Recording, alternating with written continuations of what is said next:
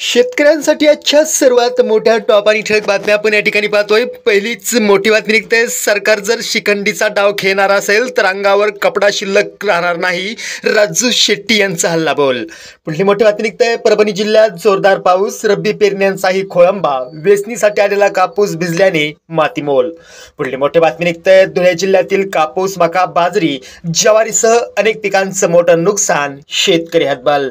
पुढली मोठी बातमी निघते, नुकसानग्रस्त शेतीच्या पंचनाम्यांना सुरुवात, 78 हेक्टर शेतीची पाहणी पूर्ण। पुढली मोठी बातमी निघते, जरांगे पाटील यांचा शेतकरी आंदोलनातून इशारा, सरकार विरोधात प्रतिडाव टाका। पुढली मोठी बातमी निघते, शेतकऱ्यांच्या कर्जमाफीबाबत सरकारमध्ये दुमत नाही, कृषी मंत्री दत्तात्रय भरणे यांची माहिती। पुढली मोठी बातमी निघते, किल्ल्यात प्रवेश केलाय, दडून बसलेल्या फडणवीसांना 7/12 कोरा करावाच लागेल, बच्चू कडूंचा प्रहार, सरकारला दिला अल्टिमेटम। पुढली मोठी बातमी निघते, गळ्यात कांद्याच्या माळा घालत शेतकऱ्यांचं थेट दिल्लीत आंदोलन, खासदार अमोल कोल्हेंची सरकारवर टीका।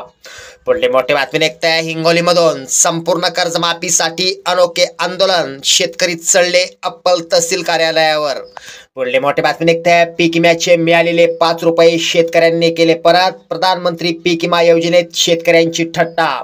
पुढली मोठी बातमी निघते, रासायनिक खतांचे दर 9 वर्षात 75% वाढले, शेतकऱ्यांचं मरण, ऊसाचा दर केवळ 22% वाढला। पुढली मोठी बातमी निघते, 1.90 लाख शेतकऱ्यांना 181 कोटींची मदत केव्हा, वाढीव निकषाने शासन मदत मिळालीच नाही, रब्बीसाठी 10,000ची मदत केव्हा मिळणार, शेतकऱ्यांचा प्रश्न।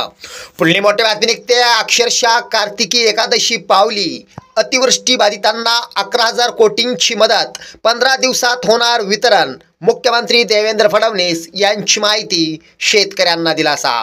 शेतकऱ्यांसाठी या होत्या सर्वात मोठ्या टॉप आणि ठळक बातम्या। धन्यवाद।